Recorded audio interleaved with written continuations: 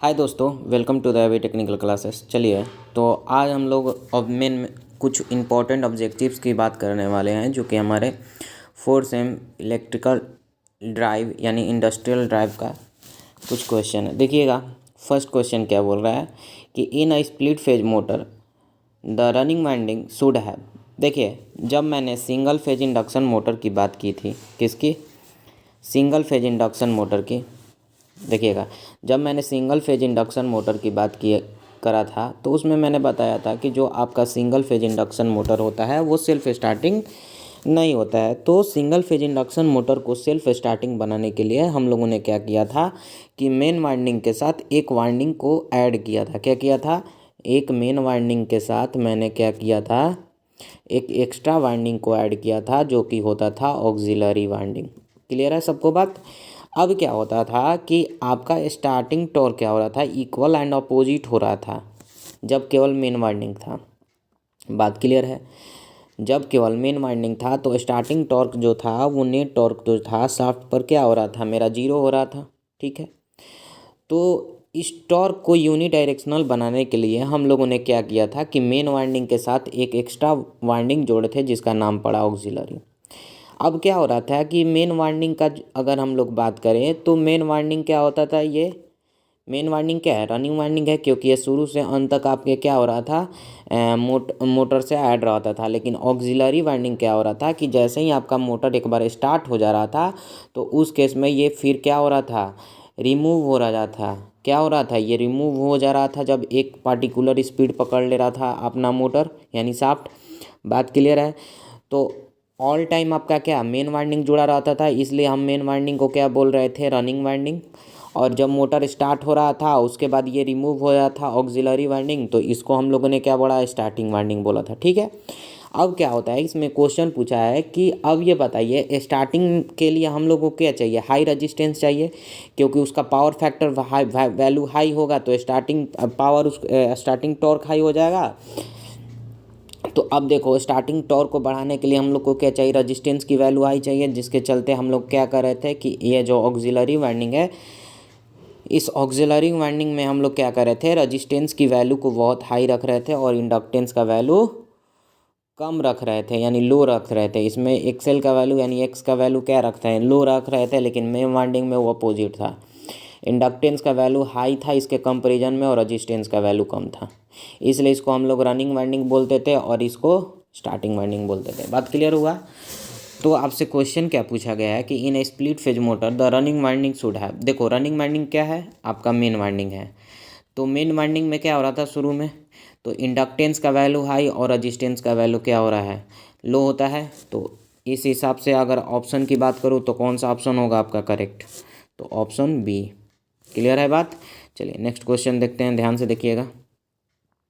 Which of the following motor is used in mixer. देखिए क्या होता है कि यहाँ पर एक ऐसा मोटर होता है जिसका नाम है यूनिवर्सल मोटर। अब यूनिवर्सल मोटर का एडवांटेज क्या है कि जो ये यूनिवर्सल मोटर है आपका क्या होता है कि ये एसी और डीसी दोनों पर काम करता है।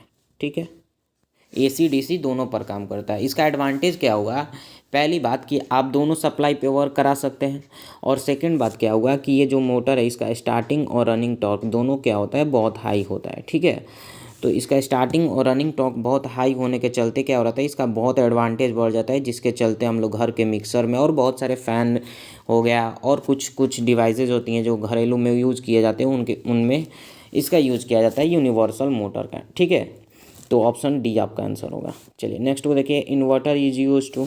आपने घर के अप्लायंसेस में आप डेली लाइफ में भी अब देख रहे हैं कि नॉर्मल सभी के घर में क्या हो रहा है, इन्वर्टर लग रहे हैं। इन्वर्टर के साथ बैटरी लगा होता है। अब बैटरी बताइए क्या देता है, डीसी सप्लाई। इसका मतलब क्या हुआ कि आपके डीसी को एसी में क्या करता है, ये चेंज करता है। कौन? तो इन्वर्टर करता है, डीसी टू एसी कन्वर्ट करता है। अब बात आई कि प्रैक्टिकल लाइफ में तो आप लोगों ने यूज़ देख लिया। ठीक है, तो ये कैसे करता है, तो ये मैंने बताया है आप लोग को, ये मैंने जब पढ़ाया है तो बताया कि कैसे ये कन्वर्ट करता है। ठीक है, तो ऑप्शन डी हो जाएगा। ठीक है, तो इन्वर्टर किस लिए यूज़ किया जाता है, तो डीसी टू एसी कन्वर्ट करने के लिए। इसका जस्ट अपोजिट होता है रेक्टिफायर। रेक्टिफायर क्या होता है, तो सिंपली आपका पीएन जंक्शन डायोड की तरह काम करता है ये रेक्टिफायर। ये क्या करता है, आपके एसी सप्लाई को पल्सेटिंग डीसी में चेंज करता है। और इस पल्सेटिंग डीसी को हम लोग को प्योरली डीसी में चेंज करने के लिए हम लोगों ने फ़िल्टर सर्किट यूज़ करते थे। आप लोगों ने थर्ड सेमेस्टर में भी पढ़ा होगा फ़िल्टर सर्किट, ठीक है। चलिए नेक्स्ट हमारा क्वेश्चन है, chopper will be use to. Chopper किस लिए यूज किया जाता है, तो मैंने बताया था जब स्पीड कंट्रोल इंडक्शन मोटर का मैं पढ़ा रहा था तो वहाँ पर बताया था कि चॉपर का यूज किस लिए करते हैं। क्या होता है कि चॉपर की बात करें तो जो आउटपुट वोल्टेज होता है अल्फ़ा इंटू वी एस होता है बक कन्वर्टर के केस में, और बूस्ट कन्वर्टर के केस में क्या होता है 1/1 minus alpha into V S होता है जो कि आउटपुट वोल्टेज होता है। और क्या होता है आपका, तो बक बूस्ट की बात करें तो उसमें क्या हो रहा था, आपका output voltage V not is equals to अल्फ़ा/1 minus alpha into V S हो रहा था। यानी कहने का मतलब क्या होता है, बक का मतलब क्या हुआ कि आपका आउटपुट वोल्टेज कम मिलेगा आपके सप्लाई वोल्टेज से, और बूस्ट कन्वर्टर का मतलब क्या हुआ कि आपका जो आउटपुट वोल्टेज है वो सप्लाई वोल्टेज से ज़्यादा मिलेगा, ठीक है। उसी प्रकार ये बक बूस्ट का मतलब क्या हुआ कि आप अपने डिजायर्ड अनुसार अल्फ़ा के वैल्यू को बढ़ाकर, यानी ट्रिगरिंग पल्स की वैल्यू को टर्निंग ऑन और टर्निंग ऑफ टाइम को कंट्रोल करके, फायरिंग एंगल को कंट्रोल करके आप क्या कर सकते हैं, इस आउटपुट वोल्टेज को कंट्रोल कर सकते हैं। बात क्लियर हुआ सबको। तो इसमें पूछा है कि chopper will be use to, तो चॉपर जब मैं पढ़ा रहा था तो मैंने बताया था, आप पावर इलेक्ट्रॉनिक्स में थोड़ा पढ़े होंगे, थोड़ा बहुत मैंने भी बताया था। चॉपर क्या करता है कि आपके आउटपुट वोल्टेज को, यानी डीसी वोल्टेज को वेरिएबल डीसी में चेंज करता है। ये चॉपर क्या करता है आपके, तो डीसी वोल्टेज को वेरिएबल डीसी में चेंज करता है ताकि वोल्टेज के वैल्यू को कंट्रोल किया जा सके। तो क्या होगा answer, DC to fix, DC to variable DC, option A हो जाएगा। बात क्लियर हुआ सबको यहाँ तक। चलो नेक्स्ट क्वेश्चन देखो, universal motor is works on. मैंने जब यूनिवर्सल मोटर भी पढ़ा रहा था तो मैंने दिखाया था आपको प्रूव करके ये बात कि जो यूनिवर्सल मोटर में जो टॉर्क प्रोड्यूस होता है वो आप एसी सप्लाई भी देंगे तो एक यूनी डायरेक्शनल प्रोड्यूस हो रहा था। बात क्लियर होगा। रोटर पे आप जब करंट की सप्लाई को भी रिवर्स कर दे रहे थे तब पर भी उस केस में आपका क्या हो रहा था, टॉर्क जो हो रहा था वो यूनी डायरेक्शनल बन रहा था, ठीक है। बात क्लियर हुआ सबको। चलो तो यूनिवर्सल मोटर क्या होता था, एसी और डीसी दोनों पर काम करने वाला मोटर होता है। तो universal motor works on AC and DC supply both.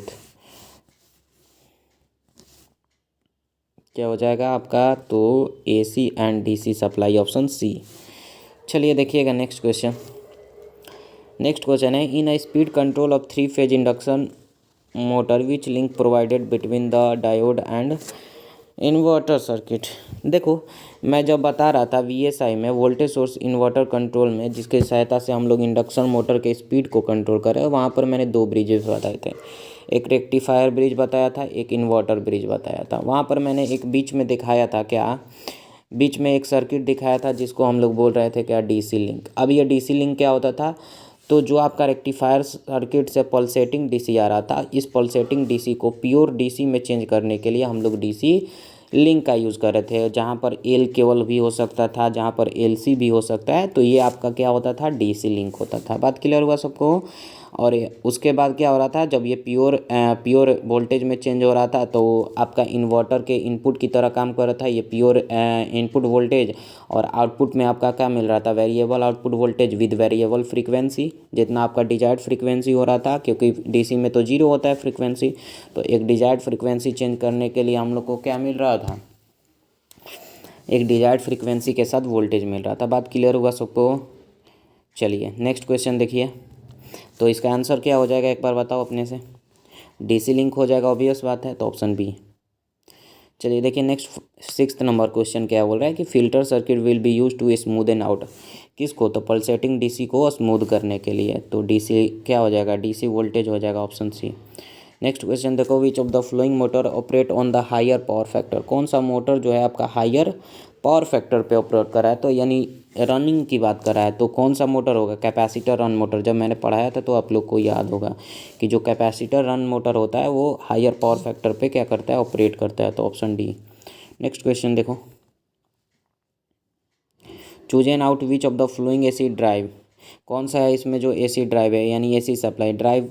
चलो थोड़ा सा और एक बार रिवीजन कर लेते हैं। ड्राइव क्या होता था, यानी एक ऐसा सिस्टम जो मोशन को कंट्रोल करे, उसको हम लोग क्या बोल रहे थे, ड्राइव। जैसे मोटर आपके पंखा के स्पीड को कंट्रोल करता है तो वो क्या हो गया, ड्राइव हो गया। और किस सप्लाई पर करता है, तो एसी सप्लाई पर वर्क करता है, जो घर में लगा होता है हमारा मोटर, जो फैन होता है सीलिंग फैन, तो वो कौन सा ड्राइव हुआ, एसी ड्राइव हुआ। और अब जो छोटे छोटे अप्लायंसेस में देखते हैं, जैसे रिमोट कंट्रोल कार्स में, तो वो जो मोटर लगा होता है वो क्या होता है, डीसी ड्राइव होता है।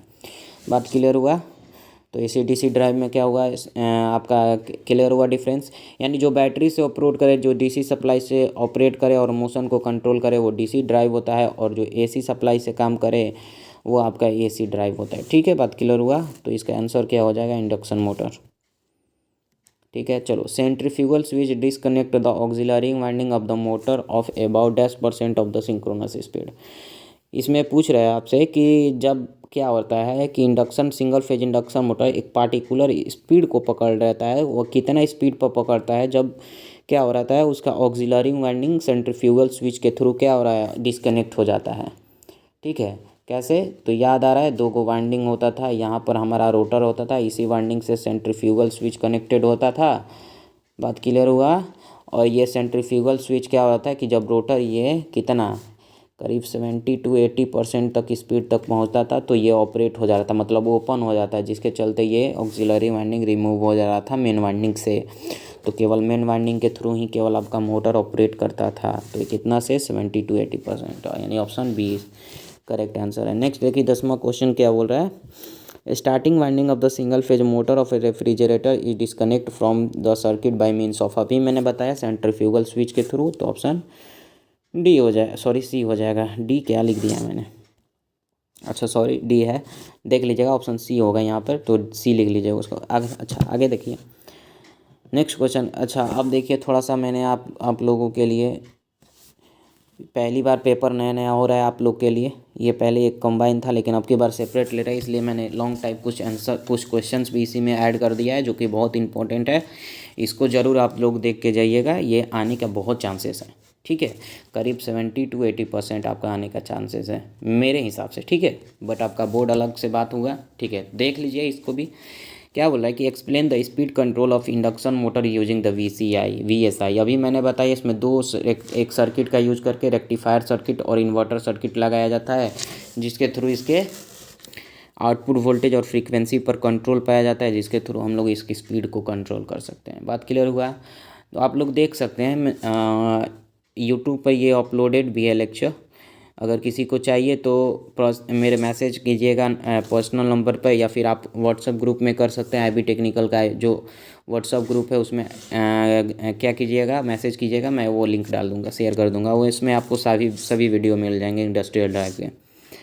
नेक्स्ट क्वेश्चन है, right how to work induction motor. Induction motor work कैसे करता है, चलो एक बार मैं एक्सप्लेन ही कर देता हूँ इंडक्शन मोटर को। देखो इंडक्शन मोटर में मेनली क्या होता है कि अगर इसकी कंस्ट्रक्शन वाइज बात करें तो दो प्रकार के वाइंडिंग होते हैं। एक होता है आपका, क्या होता है आपका, तो एक आपका होता है स्टेटर वाइंडिंग और एक होता है रोटर वाइंडिंग।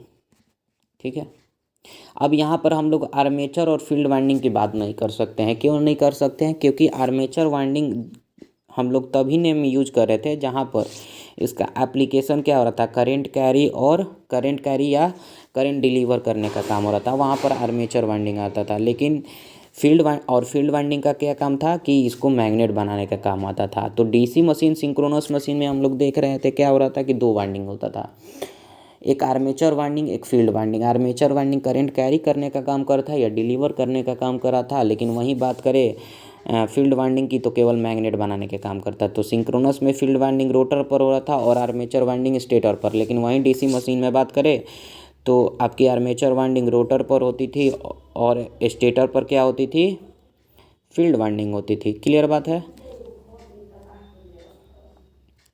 तो अगर मैं बात करूं, ध्यान दीजिएगा, अगर मैं बात करूं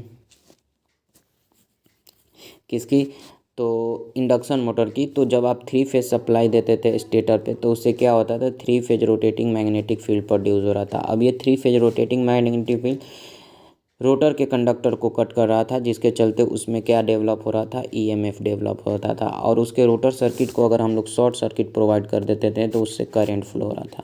तो एक स्टेटर का एमएमएफ हो गया जो एनएस से रोटेट कर रहा है, एक रोटर का एमएमएफ हो गया जो एनआर से रोटेट कर रहा है। इन दोनों के बीच में एक रिलेटिव मोशन आती है जिसको हम लोग बोलते हैं रिलेटिव स्पीड।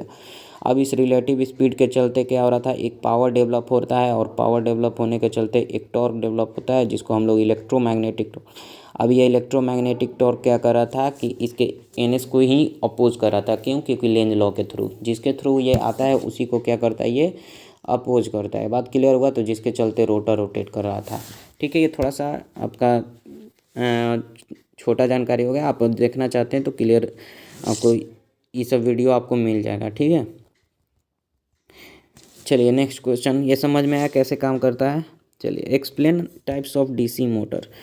देखिए, मैंने डीसी मोटर की बात किया था तो दो प्रकार का, एक सेल्फ डीसी मोटर बोला था और एक सेपरेटली एक्साइटेड डीसी मोटर बताया था। अब सेपरेटली एक्साइटेड डीसी मोटर में क्या हो रहा था कि फील्ड वाइंडिंग को अलग डीसी सप्लाई से हम लोग क्या करते हैं, एनर्जाइज करते थे। लेकिन सेल्फ एक्साइटेड में क्या हो रहा था कि केवल आपका एक कॉमन डीसी सप्लाई होता था और आपके आर्मेचर और फील्ड वाइंडिंग दोनों को एनर्जाइज करता था। बात क्लियर हुआ सबको? तो उस केस में क्या हो रहा था, दो टाइप का आपका मोटर आता है, एक सेल्फ डीसी मोटर, एक सेपरेटली एक्साइटेड डीसी मोटर। अगर मैं बात करूँ टाइप्स ऑफ डीसी मोटर की, तो सेल्फ एक्साइटेड डीसी मोटर में बात करूं तो compound DC motor, series motor और शंट मोटर आते थे। अगर कंपाउंड मशीन में बात करें तो सीरीज और शंट दोनों के कॉम्बिनेशन से आपका क्या बनता था, कंपाउंड मशीन बनता था। बात क्लियर हुआ सबको? चलो तो देखो आगे क्वेश्चन क्या बोल रहा है। बात क्लियर हुआ कितने टाइप के मोटर होते हैं। अब देखो नेक्स्ट है कि explain the single phase ACR drive with R load. अब ये क्या होता है कि single phase ACR with drive load, R load के साथ। तो ये वीडियो मेरा अपलोड है, आप देख सकते हैं, यूट्यूब पर है। ठीक है, नहीं किसी को लिंक नहीं है तो आईबी टेक्निकल ग्रुप में कैसे भी ज्वाइन हुए वहाँ से आपको मिल जाएगा। ठीक है, अगर इस नंबर पे मैसेज कीजिएगा मैं ऐड कर दूंगा आईबी टेक्निकल में, 6205245789। इस नंबर पे आप मैसेज कर सकते हैं। चलिए नेक्स्ट क्वेश्चन देखिए, explain slip recovery scheme in briefly. ये भी आपको मिल जाएगा यूट्यूब पर। फिर लिखा है कि write starting and braking of DC. बहुत इजी वे में मैंने समझाया ये सभी क्वेश्चन। ठीक है, बहुत इंपॉर्टेंट, आप लोग ध्यान दीजिएगा। तो उम्मीद करता हूँ आप लोग को समझ में आया होगा।